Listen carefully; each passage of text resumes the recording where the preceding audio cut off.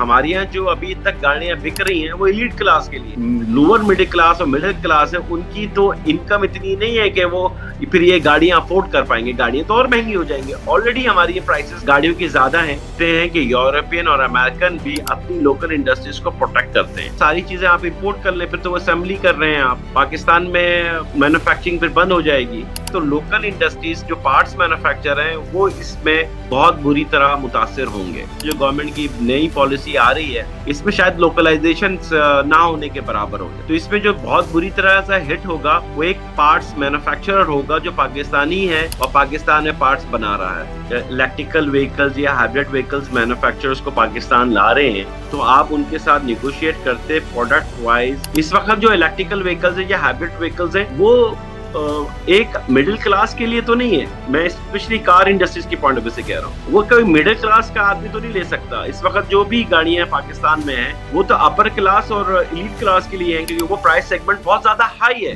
पाकिस्तान में 850 से 1000 सीसी गाड़ी को मिडिल क्लास की गाड़ी तस्वुर किया जाता था, मगर फिर पिछले कुछ सालों में इनकी कीमतें ऐसी बढ़ी कि अब ये मिडिल क्लास की पहुँच से दूर हो चुकी। और रही सही कसर, हुकूमत ने मौजूदा बजट में इन गाड़ियों पर तकरीबन 18% टैक्स लगाकर पूरी कर दी है। इससे पहले कि ये जानें कि गाड़ियों की कीमत में कितना इजाफा होगा, ये जानते हैं कि आखिर गाड़ियां बनाने वाली कंपनीज ने पिछले साल 40% से कैसे ग्रो किया है। देखिए, ये जो ग्रोथ है ना, एज ए इंडस्ट्री अगर मैं कहूँ तो ये ग्रोथ अभी भी हमारी जो बेंचमार्क से बिलो है। वो कैसे?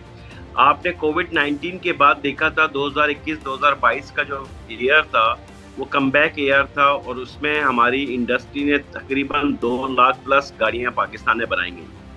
अभी हमने पिछले 2 साल में हमने ये देखा, जो आपका 23-24 था और 24-25 जो अभी ख़त्म हो रहा है, इसमें आपने 70,000, 80,000 और इस साल 2025 जून तक जो हम समझ रहे हैं वही समझ रहे हैं 1.25 लाख, 1,30,000 गाड़ियाँ बनेंगी।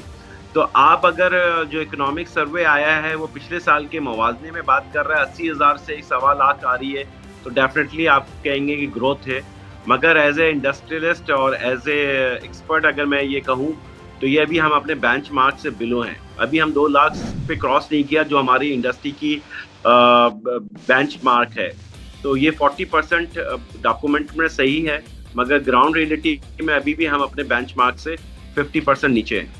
अच्छा मशहूर साहब, ये बताइए कि ये जो 18% यकसा टैक्स हुकूमत ने बड़ी छोटी तमाम गाड़ियों पर लगा दिया है और टैक्स एग्जेम्पशन ख़त्म किए हैं, तो उसके गाड़ियों की कीमत पर क्या असरात होंगे?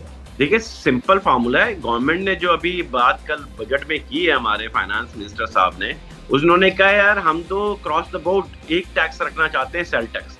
18% हमारी है स्टैंडर्ड, हम 18% सब पे सेल टैक्स लगा दें।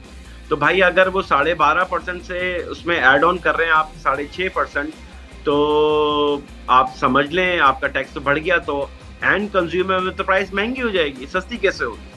और पाकिस्तान में देखिए जो वॉल्यूम है वो middle class, lower middle class के लिए होता है। हमारे यहाँ जो अभी तक गाड़ियाँ बिक रही हैं वो एलीट क्लास के लिए, upper class, upper middle class के लिए।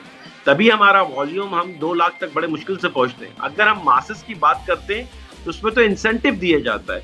गवर्नमेंट अगर अपने बजट में कल ये अनाउंस करती कि हम प्रोडक्ट वाइज हम अपनी पॉलिसी अनाउंस करेंगे, जितनी लोकल प्रोडक्ट मैन्युफैक्चरिंग होगी उसमें उतना इंसेंटिव किया जाएगा, तो एक इंटरेस्ट डेवलप होता है लोकल मैन्युफैक्चरर्स के लिए भी और बाहर के फॉरेन इन्वेस्टर्स के लिए कि पाकिस्तान में आया वो लोकलाइज करे पार्ट्स को, ताकि मैं उसका इंसेंटिव ले सकूं और कम्पिटिटिव हूं पाकिस्तान मार्केट के लिए भी और इंटरनेशनल मार्केट के लिए। मगर ये चीज़ तो मुझे नज़र नहीं है। प्रोडक्ट बेस से आप इंसेंटिव अगर नहीं देंगे तो आपकी प्रोडक्ट तो लोकलाइजेशन में नहीं जाएगी, तो कैसे आप कम्पीट कर पाएंगे? तो इस वक्त जो बजट में इन्होंने कल अनाउंस किया है 12-12.5% से 18% पे जा रहे हैं, तो आपकी जो लोअर मिडिल क्लास और मिडिल क्लास है उनकी तो इनकम इतनी नहीं है कि वो फिर ये गाड़ियां अफोर्ड कर पाएंगे। गाड़ियां तो और महंगी हो जाएंगी। ऑलरेडी हमारी ये प्राइसेस गाड़ियों की ज़्यादा हैं। आप देखें कि हम 40-45% तो टैक्सेस ले रहे थे गाड़ियों पे, अगर इसमें ऐड ऑन कर दें 6-7% और, तो गाड़ी तो और महंगी होगी। तो मुझे नहीं लगता कि इसमें कैसे हम मासेस को कवर कर रहे हैं, किस तरह से हम प्लान कर रहे हैं कि हम लोकल मार्केट में इस की प्राइसेस को कंट्रोल करते हुए आगे बढ़ें। तो ये चीज़ तो वो बहुत बुरी तरह मैन्युफैक्चरिंग इंडस्ट्री को हिट करने वाली है। अगर आप परेशान हैं कि अब आप गाड़ी कैसे खरीदेंगे, तो इसका एक हल हुकूमत की जानिब से निकाला गया है और वो है इम्पोर्टेड गाड़ियों पर टैक्स की छूट के ज़रिए से। यानी बाहर से आने वाली गाड़ियों पर टैक्स की छूट दी जाएगी ताकि वो गाड़ियाँ मार्केट में सस्ते दामों दस्तयाब हों। इस सिलसिले में हुकूमत की जानिब से ये तय किया गया है कि वो अगले 5 सालों में मरहलावार गाड़ियों पर 15% कस्टम ड्यूटी के अलावा तमाम टैक्सेस ख़त्म कर देगी, जिससे मार्केट में सस्ती गाड़ियाँ दस्तयाब हों। मगर माहिरीन का मानना है कि ये पॉलिसी लोकल मैन्युफैक्चरिंग के लिए जहर कातिल है। देखिए, इसमें 2 सेगमेंट्स हैं। एक तो OEM है जो असेंबल कर रहा है गाड़ियाँ पाकिस्तान में। इस वक्त माशाल्लाह 10, 11, 12 हमारे OEM पाकिस्तान में एग्जिस्ट कर रहे हैं, जिसमें जापानीज ब्रांड भी हैं, कोरियन ब्रांड भी हैं और चाइनीज ब्रांड भी, 4 व्हीलर्स कार में। इनसे मुंसलिक जो होते हैं वो उनके ऑटो पार्ट्स मैन्युफैक्चरर, जो तकरीबन लगभग 300 रजिस्टर्ड हमारे ऑटो पार्ट्स मैन्युफैक्चरर इस इंडस्ट्री से वाबस्ता हैं। हमने ये देखा है कि जब ये इस तरह की पॉलिसी अगर आती है तो असेंबलर्स तो अपनी इंपोर्ट करके कस्टम ड्यूटी अगर वो कहते हैं कि 15% है तो उसमें वो दे के पार्ट्स और कंपोनेंट्स निकाल लेगा। तो जो हिट होगा बहुत बुरी तरीके से वो होगा ऑटो पार्ट्स मैन्युफैक्चरर जो पाकिस्तान में मैन्युफैक्चरिंग कर रहा है। तो वो पार्ट्स क्या उनके लिए सूदमंद होगा कि वो OEMs पाकिस्तान के इन पार्ट्स मैन्युफैक्चरर से भी पार्ट्स लें? ये एक चैलेंज आएगा। यही वो चैलेंज है जिसमें आप डेवलप कंट्रीज में देखते हैं कि यूरोपियन और अमेरिकन भी अपनी लोकल इंडस्ट्रीज को प्रोटेक्ट करते हैं। वो इसीलिए करते हैं कि यार उनकी लोकल इंडस्ट्रीज चलती रहे, यानी मैन्युफैक्चरिंग इंडस्ट्रीज चलती रहे। अदरवाइज तो सारी चीज़ें आप इंपोर्ट कर लें, फिर तो वो असेंबली कर रहे हैं आप, पाकिस्तान में मैन्युफैक्चरिंग फिर बंद हो जाएगी। तो इसका जो खदशा है वो जो RD लगाई थी वो ज़ाहिर वक्ती तौर पे लगाई जाती है, एडिशनल कस्टम ड्यूटी वक्ती बेसिस पे लगाई जाती है, कस्टम ड्यूटी थी। तो ये चीज़ें अगर आप ग्रेजुअली रिड्यूस कर रहे हैं तो लोकल इंडस्ट्रीज जो पार्ट्स मैन्युफैक्चर हैं वो इसमें बहुत बुरी तरह मुतासर होंगे। और 4 व्हीलर्स में आप देखें तो जापानीज ही एक पुराने हैं जिन्होंने लोकलाइजेशन की हुई है। इनके मवाजने में अगर हम बात करते जो नए आए थे उनकी एक पॉलिसी चल रही थी 2021 से 2026, उसके बाद उन्होंने लोकलाइजेशन करनी थी, तो उनमें चाइनीज़ और कोरियंस ज़्यादातर हैं। तो ऐसी सूरत हाल में लगता है कि आने वाले कल में शायद इस पॉलिसी के बाद उनकी जो पॉलिसी ख़त्म होगी और जो गवर्नमेंट की नई पॉलिसी आ रही है इसमें शायद लोकलाइजेशन ना होने के बराबर हो जाए। तो इसमें जो बहुत बुरी तरह से हिट होगा वो एक पार्ट्स मैन्युफैक्चरर होगा जो पाकिस्तानी है और पाकिस्तान में पार्ट्स बना रहा है। अच्छा, मगर हुकूमत तो ये समझती है कि इस पॉलिसी से ऑटो सेक्टर की एक्सपोर्ट्स में इजाफा होगा। आपकी क्या राय है इस हवाले से? 2 चीज़ें होती हैं जब आप कस्टम ड्यूटी को रिड्यूस कर रहे हैं, तो 2 जगहों पे एलिमेंट है। एक है रॉ मटेरियल। पाकिस्तान में मेजॉरिटी रॉ मटेरियल पाकिस्तान में क्योंकि नहीं बन रहा, ज़्यादातर हम पाकिस्तान में इंपोर्ट ही कर रहे होते हैं। तो रॉ मटेरियल में अगर आप कस्टम ड्यूटी देंगे तो उसमें एडिशंस होता है कि वैल्यू ऐड होगी मैन्युफैक्चरिंग इंडस्ट्रीज़ में और उसको वैल्यू ऐड करके वो एक प्रोडक्ट शेप कर पाएगा और वो लोकल मार्केट के लिए भी और इंटरनेशनल मार्केट के लिए भी कर पाएगा। तो ये एक मुस्बत रोल होगा पॉलिसी का। दूसरा पॉलिसी का इम्पैक्ट ये आ सकता है कि अगर आप 15% कर रहे हैं और उसमें कंपोनेंट्स भी पार्ट्स भी अगर इंपोर्ट कर रहे हैं तो उसमें वो वैल्यू एडिशन क्या करेगा और किस किस्म की वैल्यू एडिशन करके वो एक्सपोर्ट के काबिल बनेगा। तो यहाँ पे मुझे नहीं लगता कि एक्सपोर्ट बहुत बड़ी कोई हम डेवलप कर पाएंगे आने वाले सालों में इस पॉलिसी में। अगर आप सिर्फ रॉ मटेरियल तक रहेंगे तो डेफिनेटली वैल्यू एडिशन वहाँ पे की जा सकती है और वहाँ पे एक गुंजाइश मौजूद होगी जो आपकी एक्सपोर्ट को बढ़ाने पे कामयाब होगी। मगर अगर आप पार्ट्स और कंपोनेंट्स को जब इंपोर्ट करने लेंगे तो मुझे नहीं लगता कि वो उसमें कोई बहुत बड़ा रोल प्ले कर पाएगी एक्सपोर्ट में जो गवर्नमेंट एक्सपेक्ट कर रही है। इसका नुकसान ये होगा अलबत्ता कि आपका इंपोर्ट का बिल बढ़ जाएगा, आपकी इंपोर्ट बढ़ जाएगी। जब इंपोर्ट बढ़ेगी तो आपके पास रिजर्व कम होते हैं जो के लिए आपके लिए चैलेंज होता है। और वो रिजर्व हमने देखा कि जो पिछले सालों में जब रिड्यूस हुआ तो स्टेट बैंक ने एक पॉलिसी दी थी कि आपकी LCs खुलने के लिए कमर्शियल बैंक्स ने रिस्ट्रिक्शंस लगा दी थी और कई इंडस्ट्रियलिस्ट, कई इंडस्ट्रियां सिवाय ऑटो के नहीं बल्कि ऑटो के अलावा भी कई इंडस्ट्रियां इसमें चैलेंजेस फेस कर रही थी और अपना टाइमली रॉ मटेरियल इंपोर्ट करने के लिए LC नहीं खोल पा रही थी। इस तरह के सिनेरियो अगर आने वाले सालों में ये दोबारा रिपीट होंगे तो ये अगेन मैन्युफैक्चरिंग इंडस्ट्रीज के लिए बहुत बुरा हिट होगा, और इससे मैं नहीं समझ सकता कि लोकल और एक्सपोर्ट पे कैसे एनहांसमेंट हो। हुकूमत की जानिब से बजट में इलेक्ट्रिक व्हीकल्स के लिए भी कई अहम इंसेंटिव्स दिए गए हैं,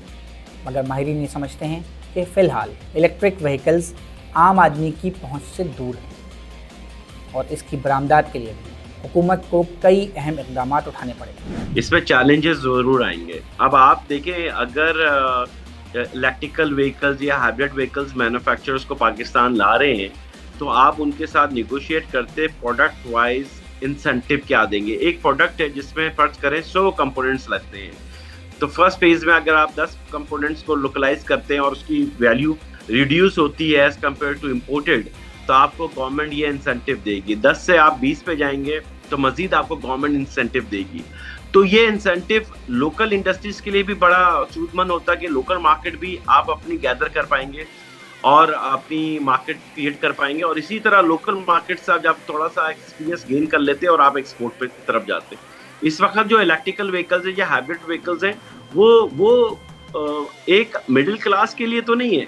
मैं स्पेशली कार इंडस्ट्रीज की पॉइंट ऑफ व्यू से कह रहा हूँ, वो कोई मिडिल क्लास का आदमी तो नहीं ले सकता। इस वक्त जो भी गाड़ियां पाकिस्तान में हैं वो तो अपर क्लास और एलीट क्लास के लिए हैं, क्योंकि वो प्राइस सेगमेंट बहुत ज्यादा हाई है। इसके लिए गवर्नमेंट अगर प्रोडक्ट वाइज इंसेंटिव अनाउंस करते कि हमें एक टारगेट है अगले 5 साल में आप इस तरह से इंसेंटिव दें, मैं गवर्नमेंट में दे रही है और मैं गवर्नमेंट को उसको रिटर्न में ये इंसेंटिव दे रहा हूँ कि मैं प्राइस को कंट्रोल कर रहा हूँ, प्राइसेस रिड्यूस कर रहा हूँ ताकि मैं मासेस की तरफ जाऊँ, तो इससे एक एडवांटेज ली जा सकता था कि हम एक्सपोर्ट पे जाएं। अगर ये हम नहीं कर रहे तो मुझे नहीं लगता कि हमारी एक्सपोर्ट इंजीनियरिंग इंडस्ट्रीज की एक्सपोर्ट हम कुछ बहुत बढ़ा पाएंगे। अच्छा, आपको क्या लगता है कि हुकूमत को इस सेक्टर को प्रमोट करने के लिए क्या करना चाहिए? देखिए, बताने वाली बात तो बड़ी क्लियर है। पाकिस्तान में इंडस्ट्रियलाइजेशन पॉलिसी को जल्द से जल्द आप अनाउंस करें, और इंडस्ट्रियलाइजेशन पॉलिसीज में यह है कि आपके पास जितने नए इंडस्ट्रियल पार्क्स बनाए जा रहे हैं उसमें आप इन्वेस्टर्स को फोकस करें।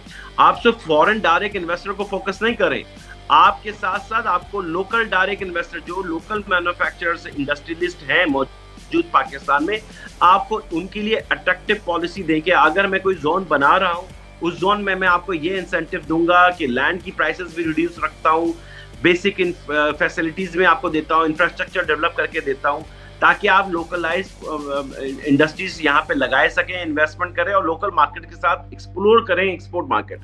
तो इंडस्ट्रियल पॉलिसी इज वेरी की रोल प्ले करेगी।